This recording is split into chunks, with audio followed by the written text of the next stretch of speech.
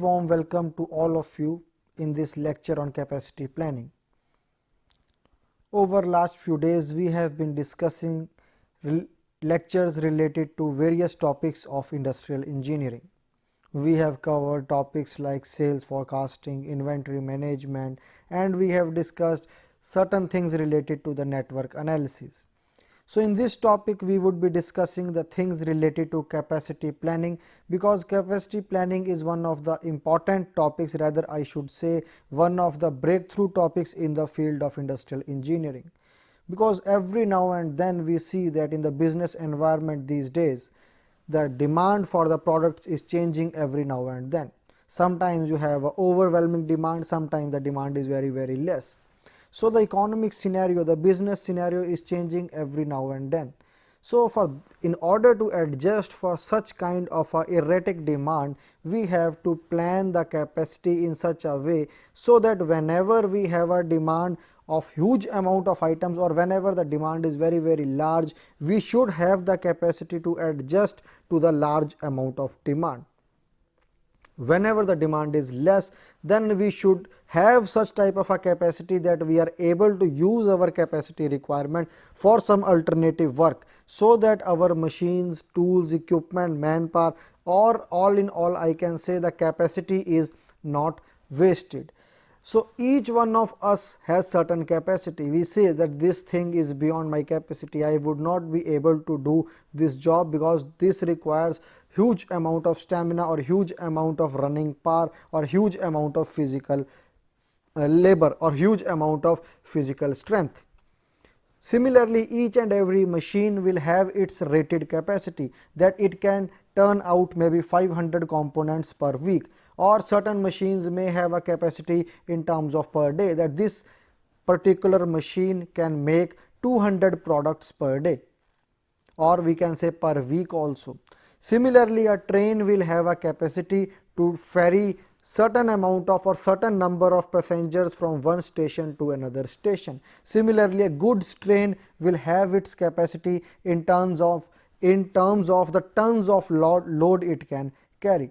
So, even a robot will have a capacity to lift the particular component from one place and place it at the other place. So, the capacity is an important point that we need to understand. But as industrial engineers, what is the need of capacity planning, and why capacity planning is important for us, that we will be trying to address in this lecture. So, first of all, from industrial engineering point of view, or we can say from mechanical engineering or manufacturing engineering point of view, what do we say is the capacity in terms of the productive capacity. So, we will try to understand how capacity can be defined, what are the various issues and various terms related to capacity utilization. Then we will go forward and discuss economics of scale, diseconomics of scale, and finally, we will see certain problems in which the capacity has been utilized. Some of the examples I have already told you, that each and every system, each and every service sector, each and every manufacturing sector or manufacturing plant has its own capacity. So, all those things we are going to incorporate in this topic of capacity planning, and then we will also see the procedure for capacity change. If we want to change the capacity from one stage to the another stage, what is the procedure that we should follow, so that the transition from one level of capacity to another level of capacity is very smooth. Now, capacity, productive capacity we are more concerned with, generally measured in physical units, refers either to the maximum output rate for products or services, or to the amounts of key resources available in each operating period. So, it can be defined in two ways. The first way is on your screen, you can see, generally measured in physical units, refers either to the maximum output rate for products or the services, or to the amount of key resources available in each operating unit. So, either we are producing something, we are producing certain number of components. So, that number of components will dictate the productive capacity, or on the other hand it can be the amounts of key resources available in each operating period. So, for a particular operating period we have certain resources that are available with us. So, that productive capacity can also be in terms of those key resources which are available with us. So, it can be defined in two ways, either in the physical units, the product that we are producing, the number of products that we are producing for a particular period of time can be called as the productive capacity, or the amount of key resources that we are holding for a particular operating period can also be called as the productive capacity. Now, strategic capacity planning. So, basically strategic capacity planning means that we have to plan strategically about the capacity. Initially we need to understand that what are the requirements, what are the capacity requirements, that we will see from quantity point of view, from quality point of view, from timing point of view, how demand is going to influence the capacity planning. But here we need to understand what is the basic definition of capacity planning or the strategic capacity planning. Now, capacity can also be, in previous definition that we have already seen in the previous slide, was the productive capacity. Now, we are coming on to another aspect of capacity, that is the ability to hold, receive, store or accommodate raw materials, finished products, customers, etc. So, here we are talking about another facet of capacity, that is in terms of materials management or in terms of man management. So, it is the capacity to hold, receive, store or accommodate raw materials. So, we may have a capacity to hold maybe certain tons of raw material, or the capacity may be less, capacity may be more. Now, depending upon the amount of raw material that we can hold, that we can receive, that we can store is also a capacity, or the ability to hold, receive or store the raw materials or the finished goods or the customers can also be termed as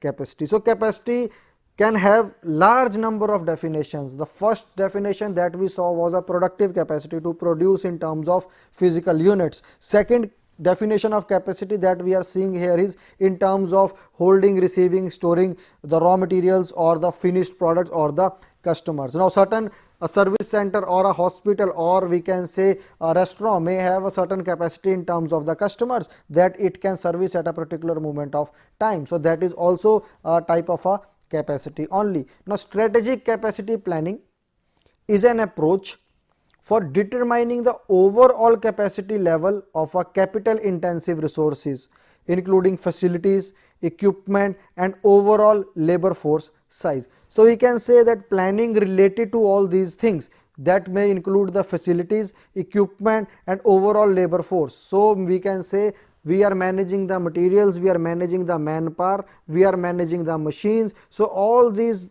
related to the planning related to all these type of man, machine, material is termed as strategic capacity planning. So, once again, just to memorize, we will again read the definition. Strategic capacity planning is an approach for determining the overall capacity level of capital intensive resources.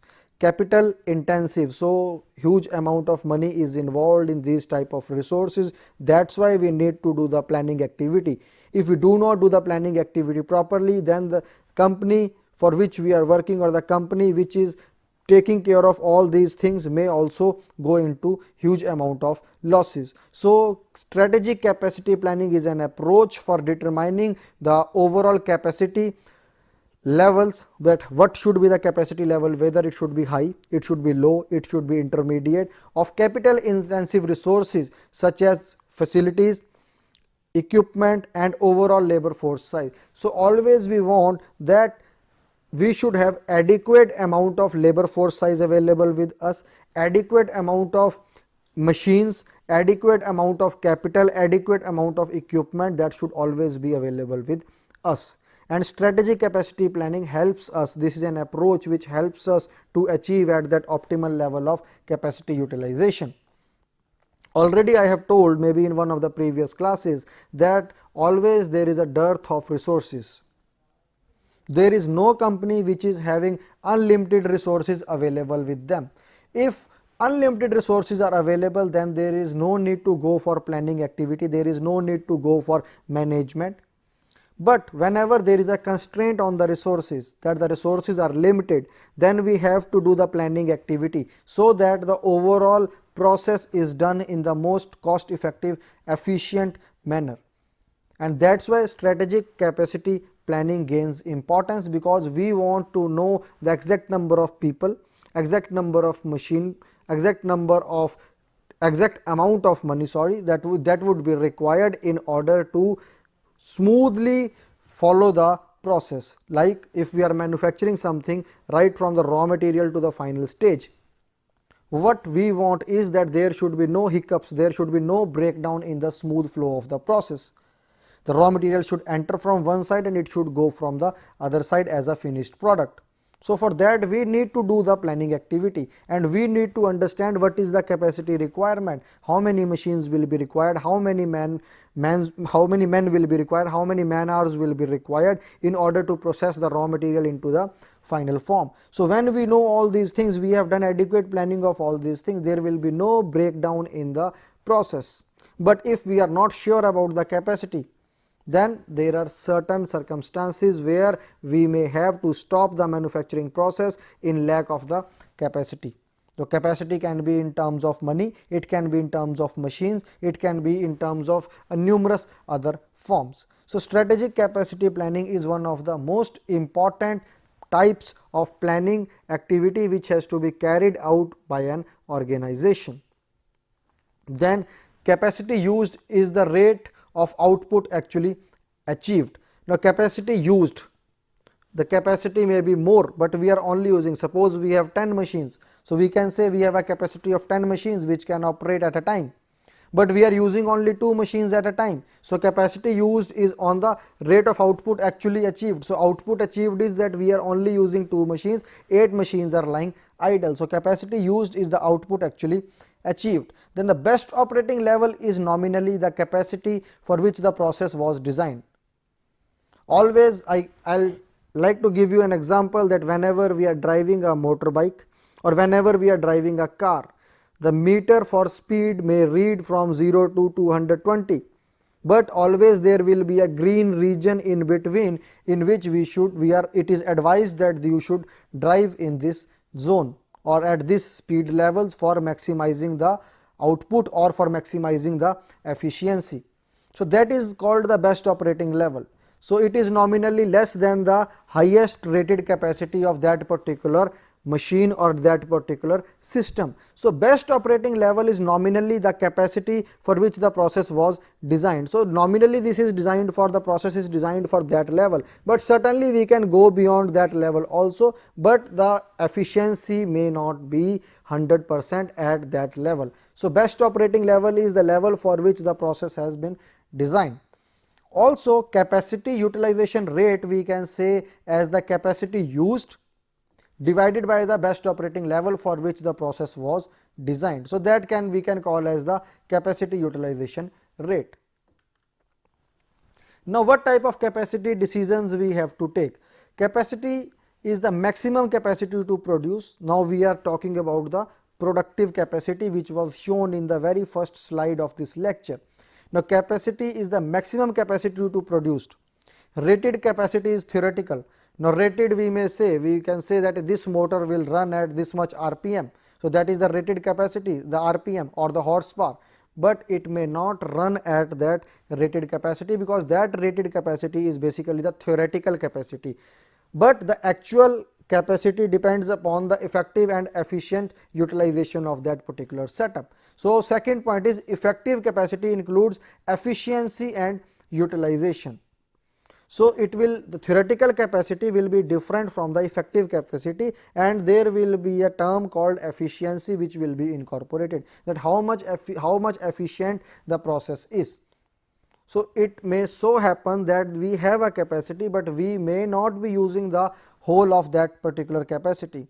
For example, if we say we have already taken lectures on inventory management, always we have certain amount of stock always available with us. We may be having 100 components, but we will always plan according to 80 components only, because 20 we may like to keep as buffer stock. So that 20 although is there in the capacity, but we are not actually using that 20, but those 20 articles, because that we are keeping as a buffer for any rough day or rainy day. When we are not having the inventory, we will take those 20 and use it, so that our manufacturing process does not stop. So there is a difference between the rated capacity and the actual capacity or the effective capacity. Rated capacity is theoretical in nature, and the effective capacity takes into account the efficiency and the utilization point. Now, what is capacity utilization?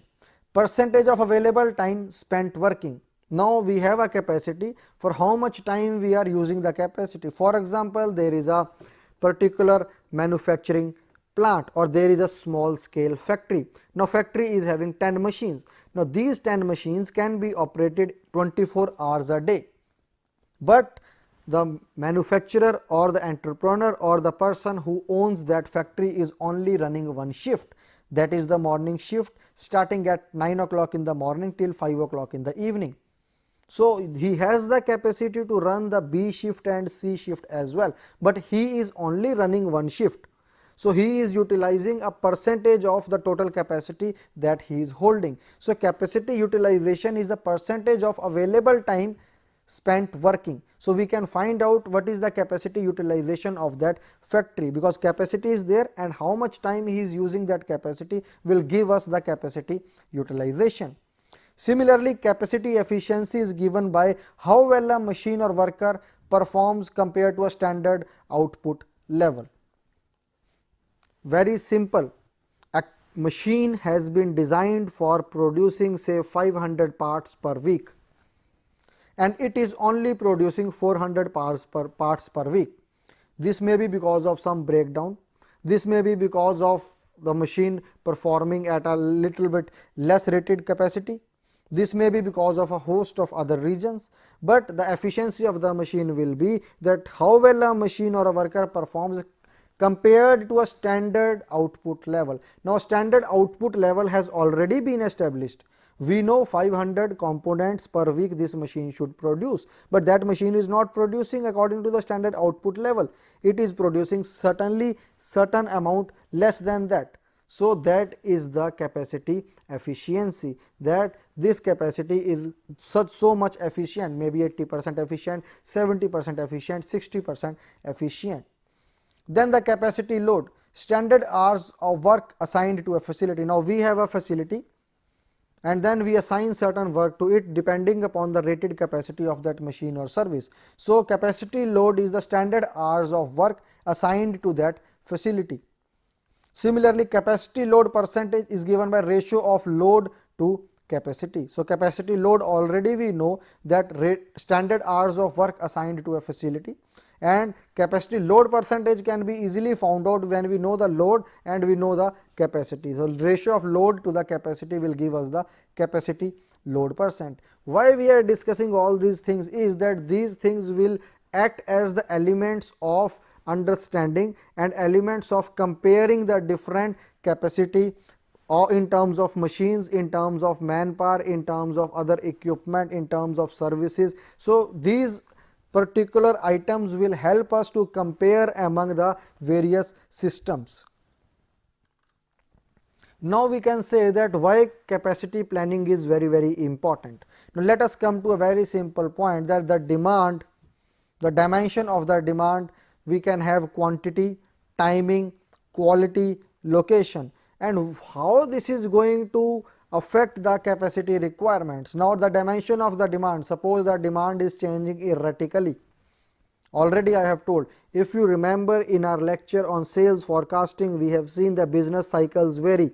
We can have an increasing trend of business cycle, decreasing trend of business cycle, seasonal trend, cyclic trend, or an erratic trend. So, whenever the demand is fluctuating, demand is erratic in nature, and that particular say in that particular case a quantity is the important point. The demand may be high, demand may be low. So, that reflects the quantity or the quantitative aspect of demand. So, how much capacity is needed? So, from sales forecasting or from demand forecasting, we know that the quantity is going to vary. Suppose we take an example that most of the employees in India will be getting the arrears in the next year, or some of them might have got the arrears in this year. The automobile companies might think that since the people would be getting a chunk of money, they may plan to buy the automobiles. So, those who are having the motorcycles may plan to buy the cars. Those who have the cars may even try to buy a better car or a bigger car. So, they know that the demand for automobiles is going to increase. Now, as a manufacturer, they have to think of their capacity, that whether they have the capacity to meet the demand that is going to change over the next year. So, they have to take a decision that how much capacity will be needed, whether one plant would be able to make so many number of automobiles as are required in the industry or as are required in the market. So, as the demand is changing, do we have the capacity to meet that demand? That is having one, in this way the demand is having a bearing on our capacity decision. So, our capacity requirements may change. In this particular case where I have given you an example, the capacity requirements are increasing because the demand for automobiles is going to increase maybe in the next year. Similarly, coming on to the timing of the demand, already I have told you that timing may be next year, this year, or 2 years later, or 5 years later, that the demand will change after 5 years. There is going to be a huge amount of demand for this particular item. Then what type of capacity requirement decision will be made? When should capacity be available? So, initially in first particular case, when we were knowing that the quantity of demand is going to increase, maybe in next year, we had to take a decision that how much capacity will be required. Now, we know that next year the demand is going to be more. So, timing also we know. So, when the capacity would be required, because when the demand would be more, certain time before that we should have that capacity, so that we make so many number of automobiles. So, timing of the demand is also going to have a bearing on the capacity increase or decrease decision that the company has to take. So, if capacity enhancement has to be done, then the company has to take a decision when it has to be done. So, from timing of demand point of view, when should the capacity be available, when should the capacity be added, this has to be borne in mind. Then from the third point of view is the quality. What kind of capacity is needed? So, if the quality is very high, suppose people want an automobile of very high quality, then we need to understand that how much and of what level and of what type of capacity is required, what kind of capacity is required.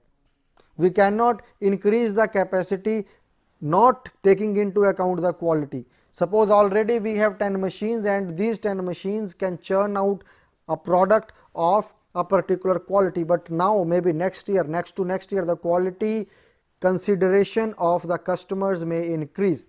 So, when the quality considerations will increase, at that moment of time the kind of capacity to produce that kind of quality products should be available with us. So, from quality point of the demand also we have to take a decision whether the capacity has to be of what particular quality level or what type of capacity we have to increase or what kind of capacity is required. Then finally, the location point of view, where should capacity be installed. So, when the demand is there, we need to understand the where the capacity should be installed. So, we can say in this particular slide, this sums up the capacity planning. We have seen that the quantity, timing, quality and location, these are the four things, these are the four dimensions of demand which are going to have a bearing on the capacity requirements. Now, capacity, we are going to take the decisions, we are going to plan the capacity in such a way in order to take a decision how much capacity is required, when the capacity would be required, what kind of capacity would be required and where it would be required. So, how much, when, what kind and where. If we are able to find out optimal answers for all these four questions, our capacity problem, capacity planning problem is 99% solved. we know what type of capacity is required, when it is required, how much capacity is required and at which place it is required, then we can just go about installing that capacity at that particular place and our problems will be solved. So, demand from the customers is going to have a bearing on the capacity requirement decisions that the company has to take. Now, we come on to capacity planning. We have seen that demand from the customers is going to have a bearing on the capacity requirement decisions that the company has to take. So, planning is nothing but decision making. So, let us now see capacity is the maximum output rate of a production or service facility, that already we have seen. Just to memorize, I have put it here. Capacity planning is the process of establishing the output rate that may be needed at a facility. So, we have to fix a particular output rate that which would be needed at a facility. Capacity is usually purchased in chunks. So, nobody is going to purchase the whole capacity once and for all. The capacity will always be purchased in chunks. Maybe today I have certain capacity, I see that okay, for the next 2 years the demand is going to increase, I should add another machine, I should add another group of people, I should add another department in my organization, so that I am able to meet the increase in the demand. I should have the capacity to meet that demand. So, capacity is usually purchased in chunks. Strategic issues: how much and when to spend capital for additional facility and equipment. So, this is what I have already discussed in the last slide, that this is the most important capacity planning issue, that how much money should be spent, how much capacity is required, when that capacity is required, what kind of capacity is required and where it has to be placed. So, here you can see strategic issues are like we have seen strategic capacity planning.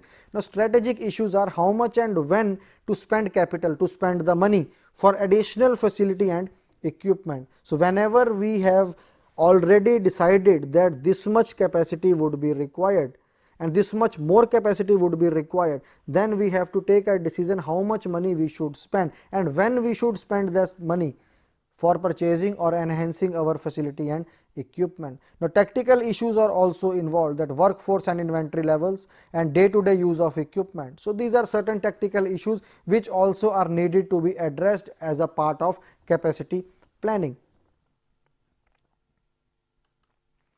Now, we need to understand that how we can measure the capacity. I will have 2-3 slides on this, so that we are very easily able to understand that what capacity actually means and in different contexts what is the meaning of the capacity.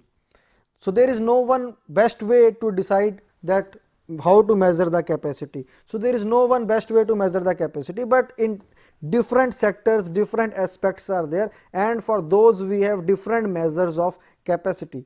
Now, on your screen you can see output measures like cars per day are easier to understand. Now, for a manufacturing plant which is having a line type of layout and the raw material is coming from one side and the completely ready to drive car is coming out from the other side, we can say if that plant is making 500 cars per week, we can say this plant has a capacity of 500 cars per week. So, that becomes a measure of capacity of that manufacturing plant manufacturing the cars.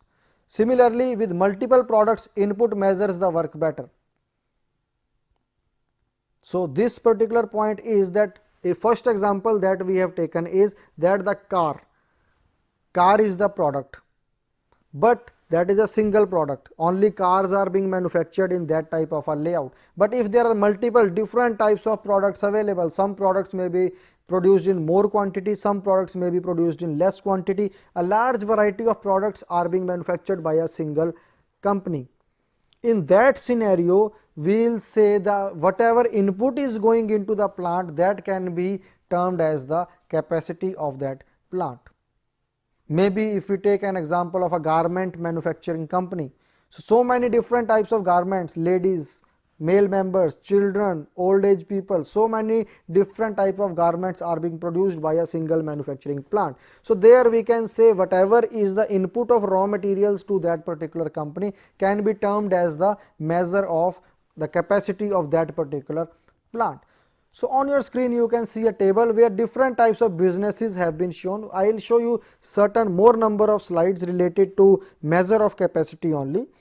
So types of businesses like car manufacturer, a person who is manufacturing the car. So input measures of capacity, although in this case we can take the output measure of capacity also, but let us see the input measures of capacity is labor hours, that how many workers have put in efforts for manufacturing the cars in 1 week or maybe 1 month, for which we want to measure the capacity. Similarly, the output measure here can be the cars manufactured per shift.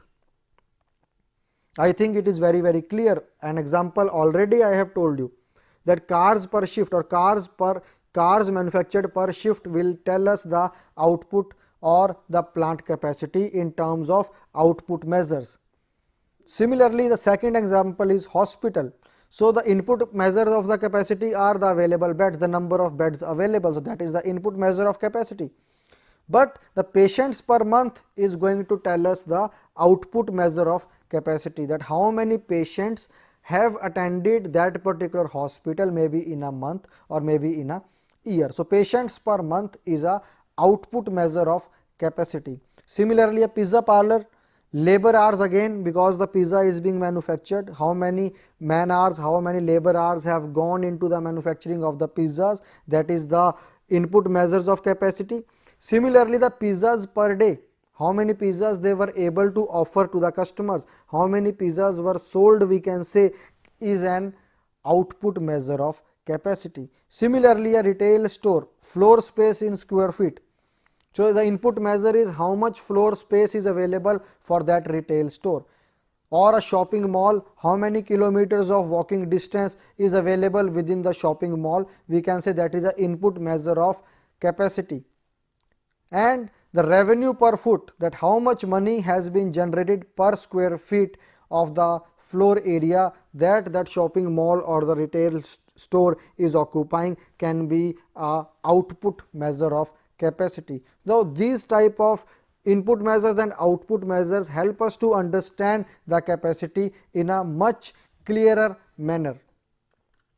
Now again you see a facility which is like a steel mill, shoe factory. We will see how a shoe factory unit of measure, what can be a unit of measure for a shoe factory, what can be a unit of measure for steel mill. So for facilities we can classify into two types. Now first type is a class A, uniform output characteristics. So output characteristics are uniform here. We will have another class B where the variable output characteristics are also there. So if we have a uniform output characteristics, facility can be steel mill. What can be the unit of measure or capacity measure of this particular type of steel mill? It can be tons of steel produced daily. So the capacity measure for this type of a uniform output characteristic steel mill is the tons of steel produced daily. Similarly, for a shoe factory, we can say pairs of shoes produced per shift is a measure of capacity or a unit of measure.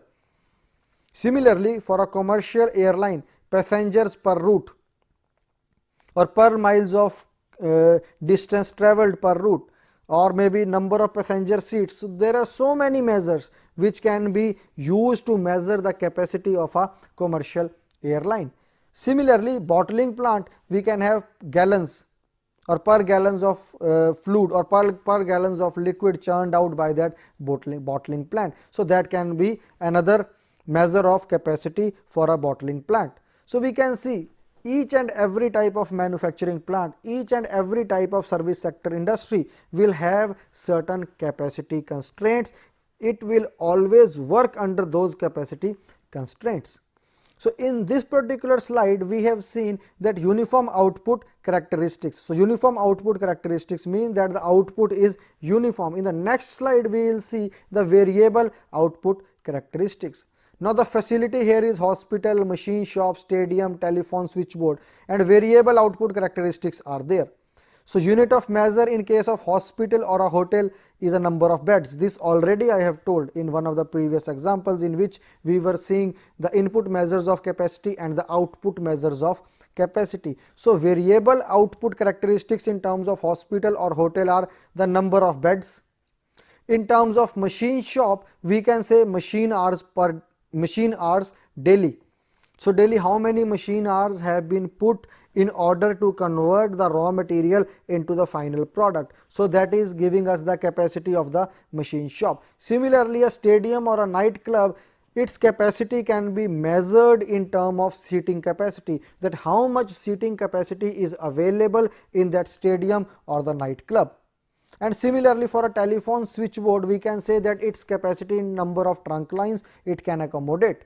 So the capacity of a telephone switchboard can be in terms of the number of trunk lines available, and it can accommodate easily without any failure. So now we have seen that capacity is an inherent word which is not only associated with the manufacturing company, it is associated with all service sector companies as well as maybe different types of machines, different types of infrastructural systems.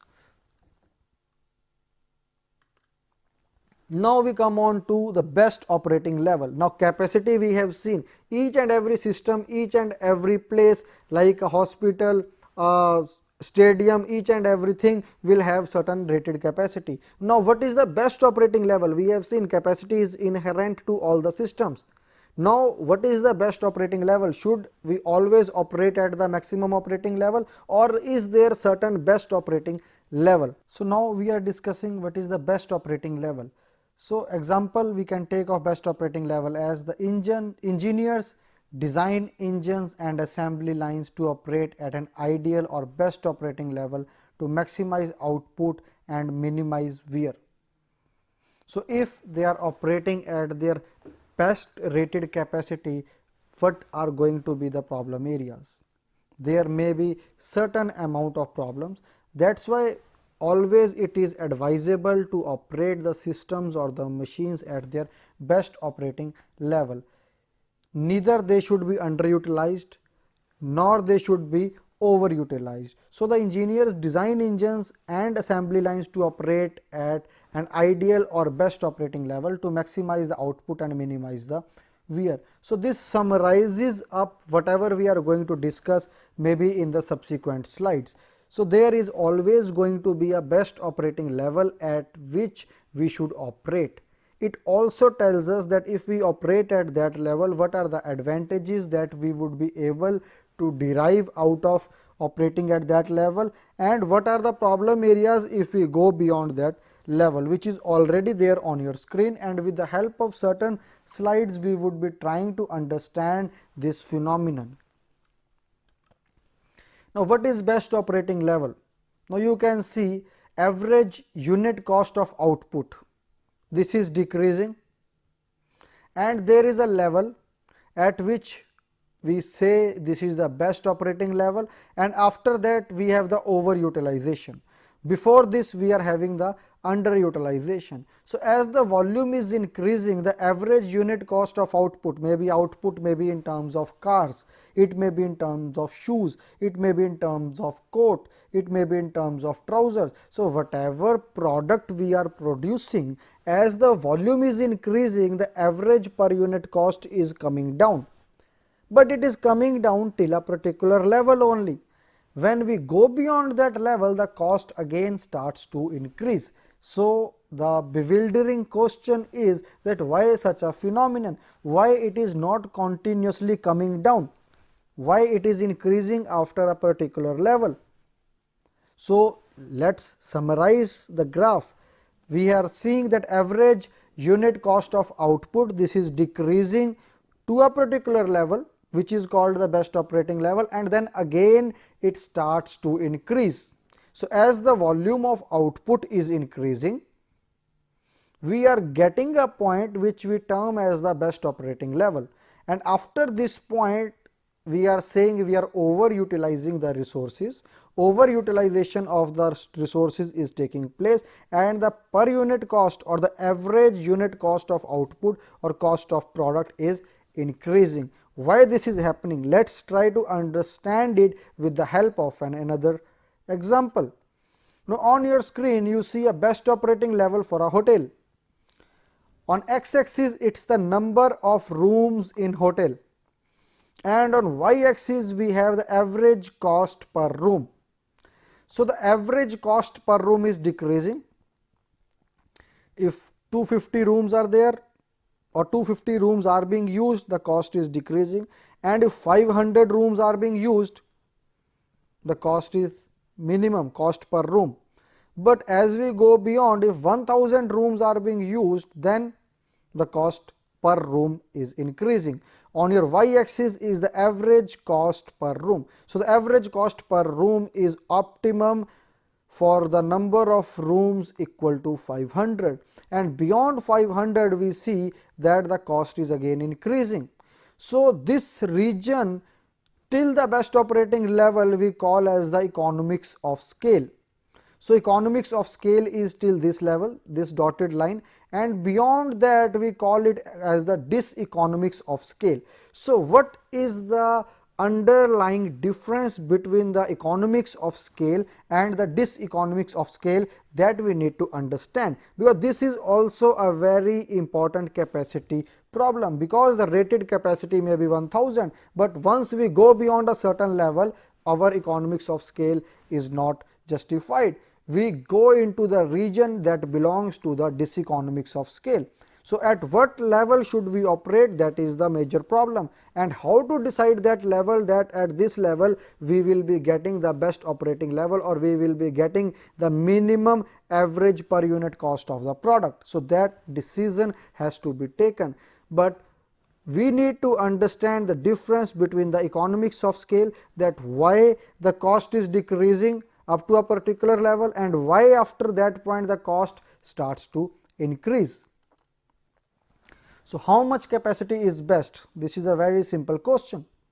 The best operating level is the output that results in the lowest, or we can say the minimum average unit cost or the cost. So the best operating level is the output. On x axis we have taken the volume. If you say x axis the number of rooms in the hotel, so this is the volume. So the best operating level is the output or the volume that results in the lowest average unit cost. So for our case 500 rooms was the best operating level. So economics of scale, why such a phenomenon happens? First point is where the cost per unit of output drops as the volume of output increases. So this is the economics of scale. Where is the economics of scale? Where the cost per unit of the product or the output drops as the volume of output increases, which was very clearly evident in the last slide, that when we are the number of rooms was increasing on the x axis, the average per unit cost of the room was decreasing. Why this happen? Because spreads the fixed cost of buildings and equipment over multiple units. So as the number of units are increasing, as the number of products or the volume of the products is increasing, the fixed cost of buildings and other infrastructural facilities is getting spread over these many number of components, and when the fixed cost is getting spread over so many number of components, the total cost of the product is bound to decrease. Allow bulk purchasing and handling of material. So this will allow, when the volume is increasing, this will also help us to place lesser number of orders. We can purchase more material in one go only, and handling of material would also become easier. For example, now one truck load can be ordered when we know the volume is going to be more. When large volume is there, we need to do more manufacturing, we need more raw materials, and more raw materials will be ordered at once. So the ordering cost can be decreased, and similarly the handling of material would also become a lot more easier, and all these will add up to the reduction in the per unit cost of the product as the volume increases. If you remember, in inventory management we have seen the ordering cost as well as the holding cost add up to the total inventory cost. So when the volume increases or economic order quantity is there, then the total cost is minimized. Similarly here also, when the volume is increasing, maybe less number of orders have to be placed, and the handling or the holding cost will also be less for large amount of material. So overall, when the volume increases, the cost per unit of the product will decrease.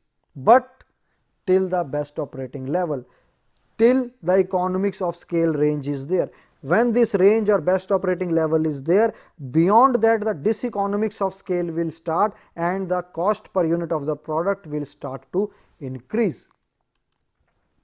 Now we come on to the second range. First range was economics of scale, where the average cost of product per unit was decreasing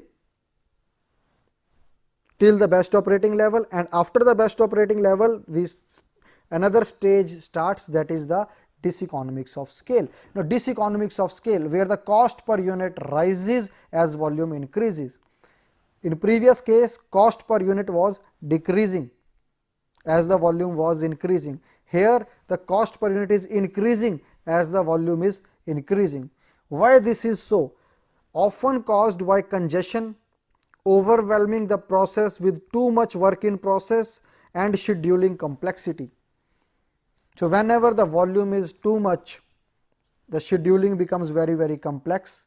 We are not able to schedule the processes properly, which may later on result in breakdown of the complete process, and it may require more maintenance. So that will add up to the cost of the product or the cost of the output. Therefore the diseconomics of scale will result. In the previous first slide, if you remember, engineers design engines and assembly lines to operate at best operating level. The last word was minimize wear. So if we are using the facilities too much, then the maintenance required will also be more, and because of wear and tear, sometimes the failure of machines may also take place, which will fall in the range of diseconomics of scale. Now let's now see economics of scale. Economics of scale and operating level curves. So this is a 100 unit plant, 200 unit plant, 300 unit plant, 400 unit plant. So average unit cost of output. So average unit cost of output is decreasing till a particular point, maybe 300 unit plant, and after that it starts to increase. So if you see here, this is the minimum average unit cost of output, and after this at 400 unit plant it starts to increase. So we can say that 300 unit plant is the best operating level. So economics of scale and operating level curves for each we are seeing, and we finally see that 300 unit plant is going to give us the minimum average unit cost of output. So we should go for this point, and diseconomics of scale start to take effect from this point. So initially when the volume is increasing in x-axis, 100 unit, 200 unit, 300 unit, till this point economics of scale is there, but just after this point diseconomics of scale starts, and the 400 unit plant is going to be little bit more complex to manage. The scheduling may be difficult, more wear and tear, more maintenance, maybe large number of factors would creep in, and the average unit cost will tend to increase. Therefore we should focus on the best operating level. In this particular diagram we can say that this is the best operating level. After this level or after this volume, the diseconomics of scale starts to creep in. Now as plants produce more products, they gain experience in the best production methods and reduce their costs per unit. This is another example that why the average unit cost is decreasing when the volume is increasing or when the time is passing by. Because with the passage of time, as plants produce more product, they gain experience, they know what are the bottlenecks, they are able to improve on those bottlenecks, and then the cost automatically comes down. The best production methods also are adopted and the reduced cost per unit. So cost per unit, you can see here, cost per unit decreases yesterday, today, tomorrow, and total accumulated production of units. So accumulated production of units are increasing on the x-axis, and the average unit cost is decreasing with the passage of time. So with this we come to the end of this first lecture on capacity planning 1. We have seen what is the definition of capacity, what is productive capacity, what are the units of measuring the capacity, what are the input units or input measures of capacity, what are the output measures of capacity. Then we have seen a very important topic of best operating level. We have seen what is economics of scale, what is diseconomics of scale, why economics of scale take place, why diseconomics of scale take place. Now, in the next lecture we will see what type of capacity planning is done, and we would try to understand the intricacies of capacity planning with the help of certain problems. Thank you.